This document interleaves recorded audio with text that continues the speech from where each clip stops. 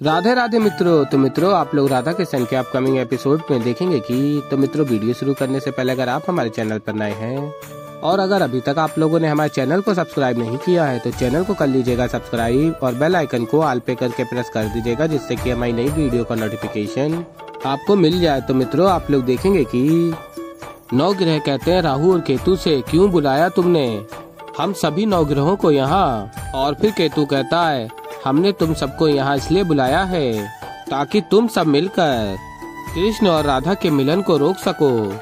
और फिर तभी नवग्रह कहते हैं, जो करना है वो तुम दोनों खुद ही करो, हम तो कदापि तुम्हारे किसी भी कुकर्म में साथ नहीं देने वाले। और फिर चंद्रदेव कहते हैं, हाँ, हम में से कोई भी नहीं करेगा तुम में से किसी की भी सहायता। और कहते हैं, चलो चलते हैं यहाँ से। और फिर मित्रों, आप लोग आगे देखेंगे कि राहु और केतु नवग्रहों को बंदी बना लेते हैं। और तभी नवग्रह कहते हैं, राहु और केतु, तुम जो ये कर रहे हो इसका तुम्हें अत्यंत पछतावा होगा, ये मेरी चेतावनी है। और फिर केतु कहता है, क्रोध केवल तुम्हें ही नहीं आता, राहु और केतु को भी आता है। और फिर राहु कहता है, अपनी इच्छा से नहीं मानोगे हमारी बात तो हमें अपनी बात मनमानी आती है। अब देखो ना, तुम सब के सब ग्रह कैसे राहु और केतु के बीच में फंस गए। कर लो जितना क्रोध करना है, लेकिन उसका कोई लाभ नहीं है, क्योंकि मुझे और केतु को काल सर्प योग बनाने का वर प्राप्त है। और हम जब इस योग की रचना किसी के भी जीवन में करते हैं तो जैसा हम चाहें वैसा ही तुम लोगों को करना होगा। और फिर नवग्रह कहते हैं, नहीं, हम कदापि नहीं करेंगे तुम्हारी सहायता, कदापि नहीं। और फिर असुर गुरु शुक्राचार्य कहते हैं, यदि तुम सब मुक्त होना चाहते हो तो राहु और केतु की सहायता करो। कृष्ण की कुंडली में सबसे शक्तिशाली काल सर्प योग की रचना करनी होगी और राधा और कृष्ण पुनः एक बार एक हो सके काना। और फिर मित्रों, आप लोग आगे देखेंगे कि असुर गुरु शुक्राचार्य कहते हैं, राहु और केतु, तुमने कृष्ण की कुंडली में काल सर्प योग बना तो दिया है, अब यदि कृष्ण ने इसे तोड़ दिया तो। और फिर राहु कहता है, इसका उत्तर तो स्वयं कृष्ण ही आपको देगा। और फिर आगे आप लोग देखेंगे, श्री कृष्ण कहते हैं बलराम दाऊ से, मेरा मन राधा से मिलन के अतिरिक्त और कुछ चाहता ही नहीं है दाऊ, किंतु जैसा मैंने कहा, राहु और केतु से मेरा कर्म फल जुड़ा है, मुझे वो भुगतना ही होगा, चाहे जो कुछ भी हो जाए, मैं काल सर्प योग दोष को नहीं तोड़ सकता। और फिर मित्रों, आप लोग आगे देखेंगे कि श्री कृष्ण कहते हैं, मुझे क्षमा करना राधा, मैं उचित समय तक तुम तक पहुंच नहीं पाया। और फिर तभी राधा कृष्ण कह रही होती हैं और कहती हैं राधा देवी पार्वती से, देवी मुझे आभास हो रहा है कि कृष्ण यहीं कहीं हैं, मुझे उसके पास जाना होगा। और फिर राधा कृष्ण को ढूंढ रही होती हैं और तभी उनके पीछे सभी स्त्रियां भी चल देती हैं। और फिर आगे आप लोग देखेंगे, बलराम दाऊ कहते हैं, चिंता मत करो काना, राहु और केतु के द्वारा बनाए गए इस काल सर्प योग दोष के योग को तोड़ने में तुम असक्षम हो तो मैं तो प्रयास कर ही सकता हूँ और मैं प्रयास अवश्य करूँगा। और फिर मित्रों, आप लोग आगे देखेंगे कि बलराम दाऊ काल सर्प योग दोष को नष्ट करने का प्रयत्न करते हैं, किंतु उनकी कोई भी शक्ति काल सर्प योग दोष को नष्ट नहीं कर पाती। और राधा कृष्ण को ढूंढ रही होती हैं और उनके पीछे सभी स्त्रियां भी होती हैं। और फिर आगे आप लोग देखेंगे कि केतु कहता है, राधा, अब मैं तुम्हें ऐसी जगह पहुंचाऊंगा जहां तुम कृष्ण से कभी नहीं मिल पाओगी। और फिर तभी केतु प्रहार करता अपनी शक्तियों का। और फिर तभी लक्ष्मणा कहती हैं देवी पार्वती से, ये हो क्या रहा है माते। और गुरु शुक्राचार्य अत्यंत प्रसन्न हो रहे होते हैं। और फिर तभी राधा कहती हैं, देवी, हम सब यहाँ कैसे पहुँच गए, कृष्ण कहाँ है। और फिर गुरु शुक्राचार्य कहते हैं राहु केतु से, मेरी कल्पना से भी उत्तम कार्य कर रहे हो तुम दोनों, एक और राधा और दूसरी ओर कृष्ण। और फिर आगे कहते हैं असुर गुरु शुक्राचार्य, अब मुझे कृष्ण की पीड़ा देखने का असीम सुख प्राप्त होगा। और फिर तभी राहु कहता है, केवल आप ही को नहीं आचार्य, मुझे और केतु को भी। और फिर आगे आप लोग देखेंगे, शाम कहता है, पिताश्री, यदि इस काल सर्प योग को आप नहीं तोड़ सकते और यदि ताऊ श्री की भी शक्तियों का कोई प्रभाव नहीं हो रहा इस पर, तो क्या हम उनसे फिर कभी नहीं मिल पाएंगे।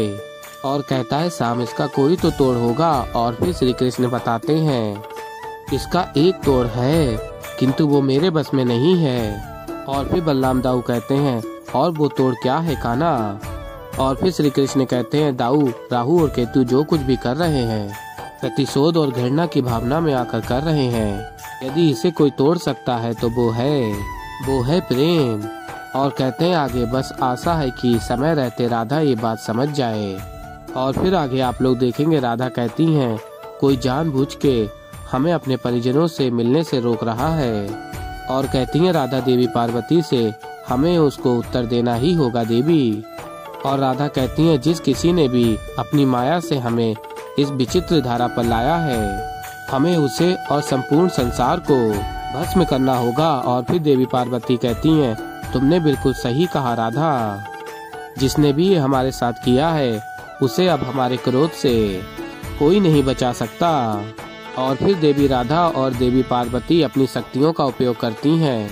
और फिर तभी राहु केतु कहते हैं कितनी भोली हैं ये देवियाँ, इन्हें इतना भी ज्ञान नहीं कि जितनी ये उत्तेजित और क्रोधित होती जाएंगी उतनी ही घृणा भाव हमारे लिए बढ़ती जाएगी।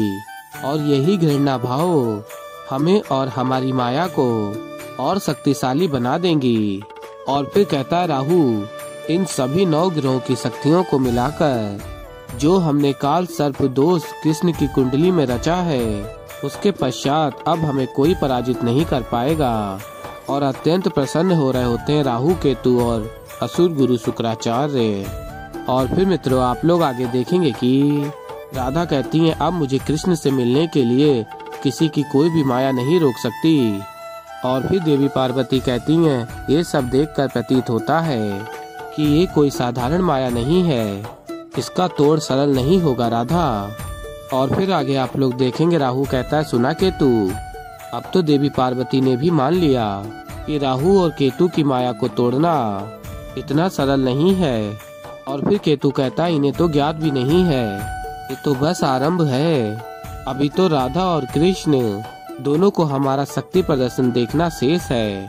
और फिर मित्रों आप लोग आगे देखेंगे कि राधा कहती है जब तक मेरा और कृष्ण का पुनर्मिलन नहीं हो जाता चाहे जो कुछ भी हो जाए मैं अपनी अंतिम श्वास तक इस माया को तोड़ने का प्रयत्न करती रहूंगी।